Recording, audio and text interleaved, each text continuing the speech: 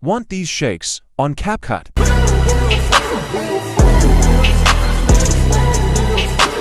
Well, I got you. First, set your clips. Go to Effects. Choose Black Flashes 2.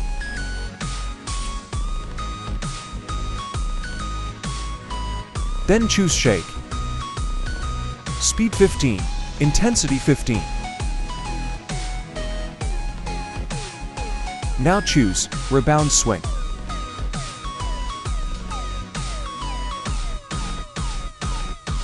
Speed 20. Intensity 15. Size 0.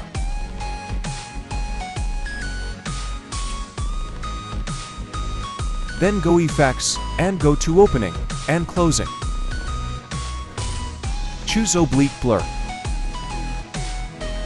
Make it as short as it can be. Duplicate 3 times, then search Bad TV and duplicate 3 times.